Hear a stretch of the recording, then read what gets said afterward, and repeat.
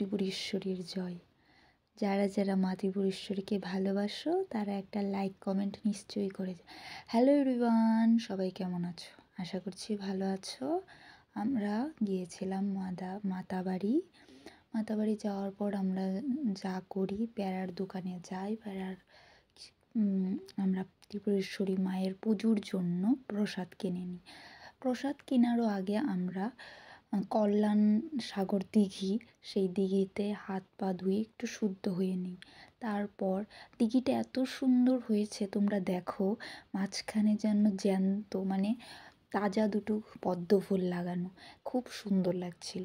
তারপর আমরা হাত মুখ ধুয়ে আমরা চলে যাই পুজোর যে আমরা জিনিসগুলো নেব সেই দোকানে, প্যারার দোকানে গিয়ে আমরা প্যারা ট্যারা সব নিয়ে আমরা চলে যাই মায়ের মন্দিরের উদ্দেশ্যে।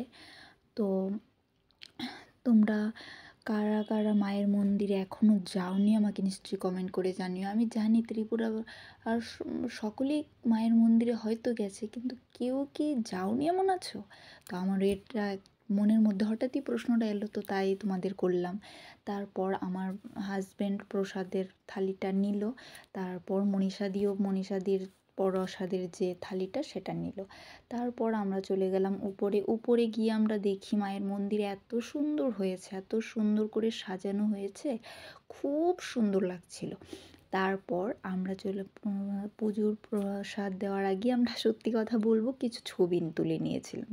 ছবি টবি তুলে আমরা গিয়েছিলাম পুজো দিতে। তারপর আমরা খুব সুন্দর করে পুজো দেওয়ার সময় আর ফটো ভিডিও তোলার মনে নেই। আমরা তারপর পুজোর পরে আমাদের একটু খিদে লেগেছিলো, আমরা একটু টিফিন করে নিয়েছি। এভরিওয়ান, আজকের ভিডিওটা এতটুকুই। দেখা হচ্ছে নেক্সট কোনো একটা ভিডিওতে। Thank you everyone.